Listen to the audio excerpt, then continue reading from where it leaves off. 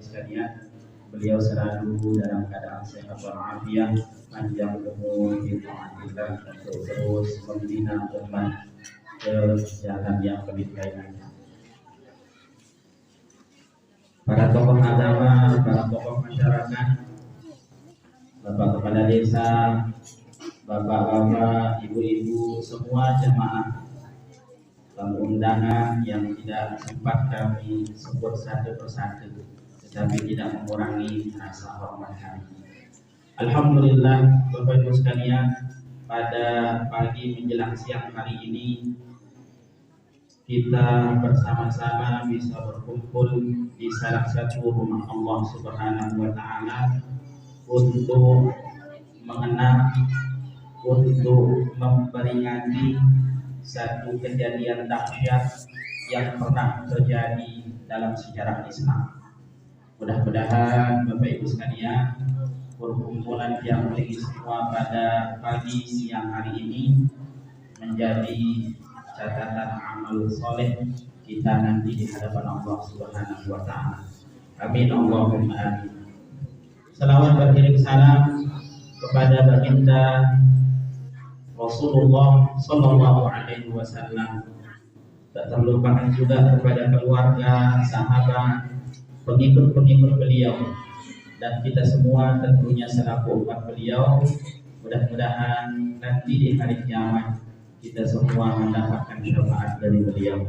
Mudah-mudahan Allah kumpulkan kita bersama beliau di tempat yang terbaik di sisinya nanti. Amin Allahumma amin. Al-Muharram, Bapak Tuan Guru, tokoh agama, tokoh masyarakat, bapak-bapak, ibu-ibu yang kami hormati. Seperti yang sudah disampaikan oleh protokol tadi, bahwa tiang hanya akan menyampaikan beberapa pengantar pengajian. Bapak Ibu sekalian, sesungguhnya memang kurang tepat dengan kehadiran guru kita yang berada di kursi kami. Bapak Ibu jamaah yang dimuliakan Allah Subhanahu wa taala, berbicara tentang Isra wal Mi'raj. Kita tahu dalam bahasa Arab kata al-Isra itu berasal dari kata asra. Nabi artinya Ibu asroni ke artinya berjalan kaki di malam hari. Berjalan di malam hari. Oleh karenanya Isra itu maknanya Bapak Ibu sekalian adalah perjalanan Rasulullah Shallallahu Alaihi Wasallam dari Masjidil Aqsa ke Masjidil Haram. Ya, arti Isra itu Bapak Ibu sekalian nanti dijelaskan oleh guru kita lebih detailnya lagi. Sedangkan Al-Mi'raj Bapak Ibu sekalian dalam bahasa Arab itu bermakna as-su'ud. Su'ud niki artinya naik. Sehingga Mi'raj itu diartikan naiknya Rasulullah Shallallahu Alaihi Wasallam dari Masjidil Aqsa menuju Sidratul Muntaha atau Maqamul Munajat dalam Nah Bapak Ibu sekalian, kejadian dahsyat itu terjadi dalam rangka satu tujuan besar. Jadi ada tujuan dan hikmah besar. Di antara tujuan utama kenapa Rasulullah Sallallahu Alaihi Wasallam diperjalankan dari Masjidil Haram, kemudian singgah di Masjidil Aqsa dan kemudian naik ke Sidratul Muntaha. Bapak Ibu sekalian, tujuan utamanya adalah linuriyahu min ayatina, untuk kami perlihatkan kepada Muhammad tanda-tanda kebesarannya. Bapak Ibu, sebelum peristiwa Isra wal Mi'raj ini terjadi, Rasulullah Sallallahu Alaihi Wasallam mengalami perjalanan hidup yang cukup pahit. Kita tahu Bapak Ibu sekalian, dalam sejarah Islam sebelum terjadinya Isra wal Mi'raj ini, penindasan orang-orang kafir Quraisy kepada pengikut Rasulullah Shallallahu Alaihi Wasallam semakin menjadi-jadi. Makanya jadi awal-awal Islam, Isra wal Mi'raj 3, ibu-ibu, bapak-bapak, terjadi sebelum hijrahnya Nabi Muhammad Shallallahu Alaihi Wasallam ke kota Madinah. Belum lagi ditambah ujian beliau, Bapak Ibu sekalian, dengan meninggalnya paman beliau, paman yang mengasuh beliau sejak kecil. Siapakah dia? Dia adalah Abu Thalib. Dia meninggal, Bapak Ibu sekalian. Ditambah lagi beliau ditinggalkan oleh istri tercinta beliau. Siapa kira-kira ibu-ibu? Ya, ibu-ibu nikah. Ibu-ibu, dari istri Rasulullah. Siapa? Sebelum Isra wal Mi'raj nikah, beliau ditinggalkan oleh paman beliau, disusul oleh istri beliau. Siapa ini dulu? Siti Khadijah radhiyallahu anha. Beliau istri pertama Nabi, Bapak Ibu sekalian. Beliau salah satu istri yang istimewa untuk baginda Rasulullah. Bahkan satu-satunya istri Nabi yang tidak pernah dipoligami. Siapa dia, Ibu? Siti Khadijah. Selama hidupnya Rasulullah tidak pernah dilawan baduinnya Siti Khadijah itu. Baru Rasulullah berpoligami setelah Siti Khadijah meninggal dunia. Ini keistimewaan Siti Khadijah, Bapak Ibu sekalian. Bahkan saking hebatnya Siti Khadijah juga, Bapak Ibu, suatu ketika malaikat Jibril datang kepada baginda Rasulullah Sallallahu Alaihi Wasallam, kemudian memberitahu Rasulullah bahwa sebentar lagi Khadijah akan datang. Kata malaikat Jibril, ya Rasulullah, sebentar lagi Khadijah datang, wa ma'aha ina'un, ia membawa sebuah bejana. Di dalam bejana itu terdapat ada makanan, ada minuman. Fa idza hiya atatka, kata malaikat Jibril, wahai Rasulullah, kalau malaikat Jibril kalau Khadijah sudah datang, faqra 'alaiha salam min rabbiha. Wahai Rasulullah, jika Siti Khadijah datang, maka sampaikan salam dari Tuhannya. Siapa dia? Allah Subhanahu wa ta'ala. Ibu-ibu, saking hebatnya Siti Khadijah, sampai-sampai Allah Ta'ala kirim salam. Beliau kirim salam paling hantu, mungkin paling orang misterius, besok mungkin kirim salam. Tetapi Siti Khadijah, Masya Allah, Bapak-Ibu sekalian, beliau mendapat salam langsung dari Zat Sang Maha Pencipta, Allah Subhanahu wa ta'ala. Wa minni, kata malaikat Jibril, dan sampaikan juga salam dariku. Sila bapak-bapak, gua nitip salam malaikat coba dikit kira-kira nih. Nah, ibu-ibu, arah malaikat itu salam. Siti Khadijah mendapat salam dari Allah Subhanahu wa ta'ala, dari malaikat Jibril. Wa basyirha, dan berikan yang kabar gembira wahai Rasulullah di baitin fil jannah. Siti Khadijah itu akan mendapat satu rumah di dalam surganya Allah Subhanahu wa ta'ala.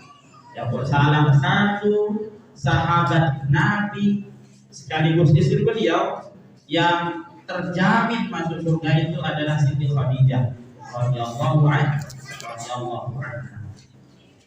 Nah, begitu mulianya Siti Khadijah, Bapak Ibu sekalian. Selama kurang lebih 24 tahun beliau menjalani rumah tangga dengan manusia mulia baginda Rasulullah SAW. Nah, sebelum Isra wal Mi'raj, apa yang terjadi? Rasulullah ditinggalkan oleh Siti Khadijah. Jadi pun bahasa kasar aja, merujuk berendet ujian Rasulullah, Bapak Ibu sekalian. Memang dia akun dunia aja, memang deh Bapak Ibu.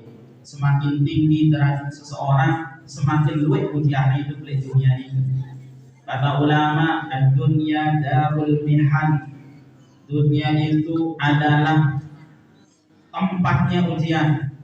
Idza tahaita min mihnatin, kalau engkau selesai menghadapi satu ujian, intaqalta ila mihnatin ukhra, engkau pasti akan menemukan ujian selanjutnya. Maka lebih-lebih bagi pribadi yang mulia Rasulullah Sallallahu Alaihi Wasallam pasti banyak ujian. Nah, Bapak Ibu sekalian, untuk meneguhkan, mengokohkan hati beliau dalam menyebarkan agama Allah Subhanahu Wa Taala, Allah kemudian perjalankan beliau dari Masjidil Haram ke Masjidil Aqsa, kemudian naik ke langit, di atas langit menuju ke Sidratul Muntaha. Di salah satu tujuannya juga Bapak Ibu sekalian untuk menguatkan, mengokohkan hati Nabi Muhammad Sallallahu Alaihi Wasallam. Kita tahu Bapak Ibu sekalian, nanti diceritakan oleh beliau secara lengkapnya kisah Isra wal Mi'raj, yang sampaikan yang singkat dalam riwayat Al-Bukhari dalam sahih beliau. Satu malam itu Rasulullah berada di kamar beliau, kemudian datang malaikat Jibril meninggal. Kemudian apa yang dilakukan malaikat Jibril, Bapak Ibu sekalian, membelah dada Rasulullah SAW. Jadi memang saat beliau kecil pernah juga dibelah dada beliau, termasuk saat akan Isra wal Mi'raj dibelah dada beliau. Kemudian hati beliau diberikan emas dan dipenuhi oleh keimanan. Setelah itu hati beliau dicuci oleh malaikat Jibril, dikembalikan lagi ke dada beliau. Barulah beliau diperjalankan oleh Allah Subhanahu. Nabi maksudnya orang sekalian. Jadi kalau kita akan menghadapi sesuatu yang mulia, alangkah bagusnya kalau kita persiapkan hati kita dulu. Sila Bapak Ibu sekalian, kita sholat sunnah dulu, dah hilang pikiran-pikiran kesibukan tadi, pikiran-pikiran duniawi, bahkan makruh dan nolok sesuatu kita babang kita tidak khusyuk ketika kita sholat. Makruh betul HP itu dari kata sebelum barang nelpon saya dengan nelpon bareng sedang berdoa atas sunnah kita Bapak Ibu sekalian. Jadi sebelum kita mulai sholat, dia langsung takbir, kosongkan hati kita dulu sebelum kita menghadap kepada Allah Subhanahu wa Ta'ala. Begitu Rasulullah Bapak Ibu sekalian. Pada yang dah mangkil ternyata lebulan Rajab mangkil. Tinggal kurang lebih sebulan, beberapa hari kita akan menghadapi masuk di bulan suci Ramadan. Maka Bapak Ibu sekalian, saat ini acara ini adalah momen tepat untuk yang tinggi semua mempersiapkan diri untuk menghadapi bulan Ramadan. Nah, begitu Rasulullah Bapak Ibu sekalian. Sebelum beliau dihadapkan dengan tanda-tanda kebesaran Allah, terlebih dahulu dada beliau, hati beliau disucikan dulu, baru beliau diperjalankan. Sehingga setelah dada beliau, hati beliau dicuci, beliau kemudian mulai berjalan dari Masjidil Haram sehingga di Masjidil Aqsa. Kemudian beliau sholat bersama para nabi di Masjidil Aqsa itu. Beliau yang jadi imam Bapak sekalian. Kemudian beliau naik lagi menuju Sidratul Muntaha, tempat beliau bermunajat nanti. Di langit pertama beliau bertemu dengan Nabi Adam alaihissalam.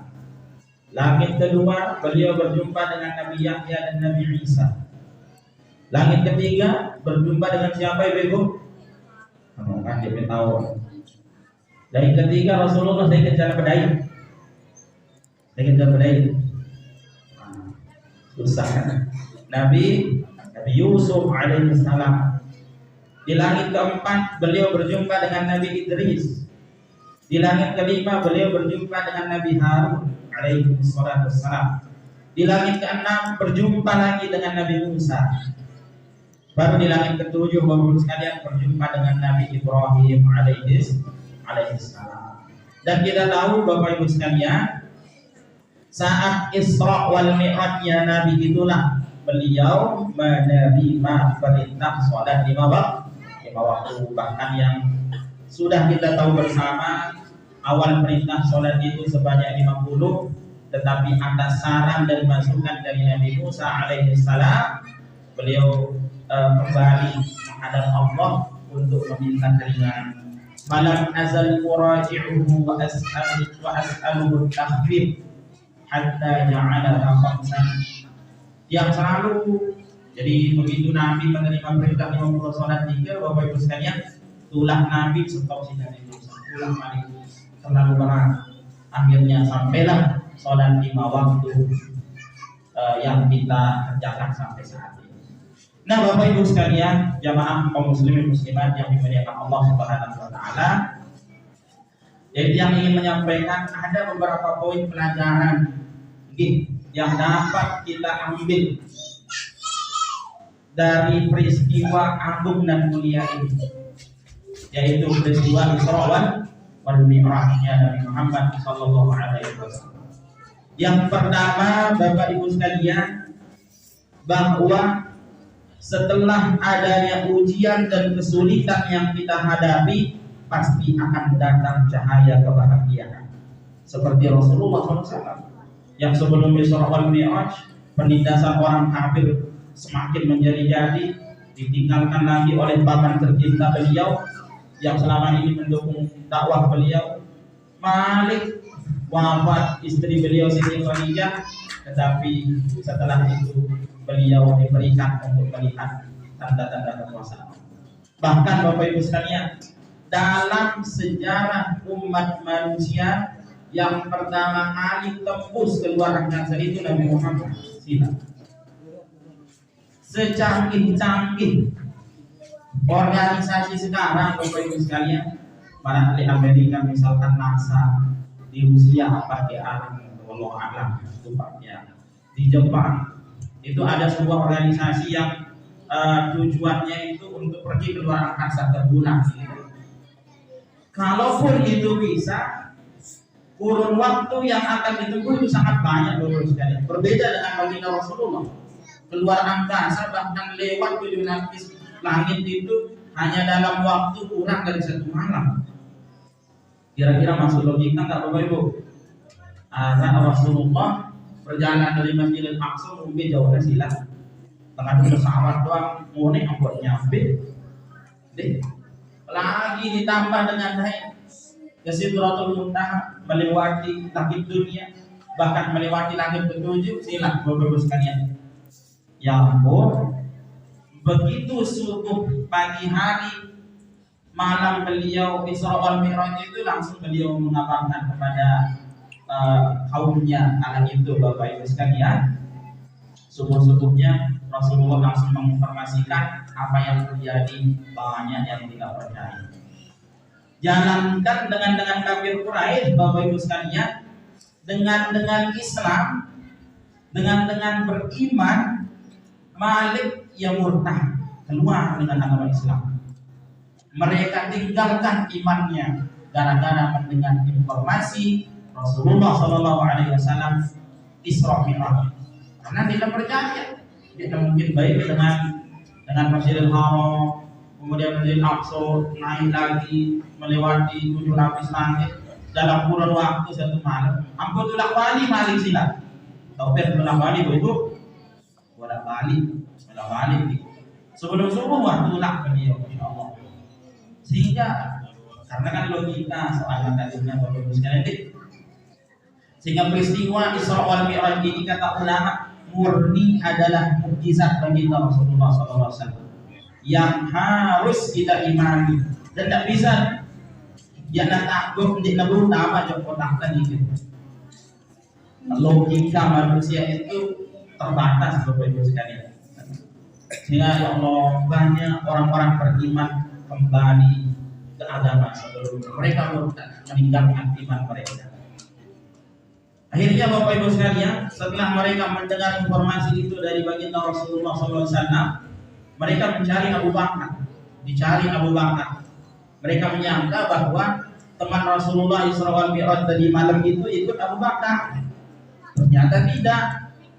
Kata mereka, wahai Abu Bakar, apakah engkau percaya bahwa Muhammad tadi malam telah berjalan dari Masjidil Haram ke Masjidil Aqsa, kemudian naik ke langit ke-7 dan kembali lagi? Kata Nabi SAW, kata Abu Bakar, apakah benar Rasulullah mengatakan itu? Iya benar.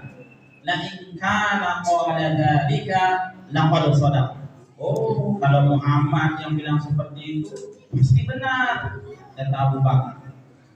Lagi orang-orang kafir itu, Bapak Ibu sekalian, menguji iman Abu Bakar. Wahai Abu Bakar, apakah kau percaya bahwa Muhammad itu berjalan dari Masjidil Haram ke Masjidil Aqsa kemudian naik lagi itu dalam kurun waktu kurang dari 1 malam? Kata Abu Bakar, bahkan lebih dari itu pun saya akan percaya. Insyaallah Bapak Ibu sekalian. Begini sikap para sahabat Nabi SAW yang menurut Abu Bakar sebagai contoh teladan bagi kita semua. Dia nolak mikir 2 kali, ampun percaya, ampun beriman. Bahkan kalau Muhammad bercerita yang lebih dari itu, saya akan percaya, kata Abu Bakar. Dia nolak apa namanya? Dia nolak langsung beriman. Sehingga Bapak Ibu sekalian, disitulah Abu Bakar mendapat gelar As-Siddiq, orang yang benar-benar orang yang sungguh-sungguh, karena beliau orang yang pertama kali beriman, percaya tentang Isra wal Mi'raj baginda Rasulullah sallallahu alaihi wasallam. Ini Bapak Ibu sekalian, jadi satu pelajaran penting yang dapat kita ambil, bahwa setiap ujian yang kita hadapi pasti setelahnya itu akan muncul cahaya kebahagiaan. Kemudian yang kedua, Bapak Ibu sekalian, dan ini mungkin yang terakhir kami sampaikan, nanti kita bersama-sama mengaji di guru kita, adalah mengingatkan kita kembali tentang kewajiban sholat 5 waktu. Bahwa sholat 5 waktu ini diwajibkan oleh Allah saat peristiwa Isra wal Mi'raj. Nah, peristiwa ini mengingatkan kita kembali tentang kewajiban sholat 5 waktu ini. Alhamdulillah, mudah-mudahan selama ini kita tetap menjaga sholat tadi. Kata Nabi SAW, sholat itu adalah tiang agama. Siapa yang merobohkannya, maka secara tidak sadar ia sedang merobohkan agamanya. Ini Bapak Ibu sekalian. Mungkin itu saja yang dapat kami sampaikan sebagai pengantar pengajian. Biasa Bapak Ibu sekalian, pun ada dengan si cekertaan cerita, apalagi turun saja hilang modal kesedak guna waktu dia sebelum mengangkat tadi. Jadi dia mohon maaf kurang lebihnya, mudah-mudahan dari apa yang kami sampaikan yang sedikit mikir dapat kita pahami bersama dan dapat kita ambil pelajaran. Mudah-mudahan kita semua menjadi hamba Allah Subhanahu wa taala yang senantiasa melaksanakan perintah dan menjauhi larangannya. Amin Allahumma amin. Subhanallah wa bihamdihi, asyhadu an la ilaha illa anta, astaghfiruka wa atubu ilaik. Wallahumma waffiq wal hadi ila sabilir rasyad. Wassalamu alaikum warahmatullahi wabarakatuh.